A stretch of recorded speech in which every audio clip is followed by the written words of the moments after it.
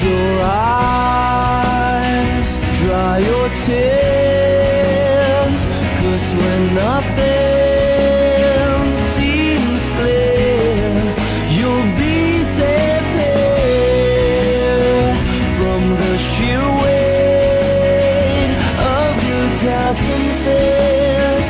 Weary heart, you'll be safe here.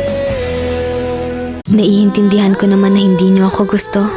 Pero sana, huwag kayong magkwento o mag-imbento ng mga kwento na hindi totoo para lang kayo ang piliin. You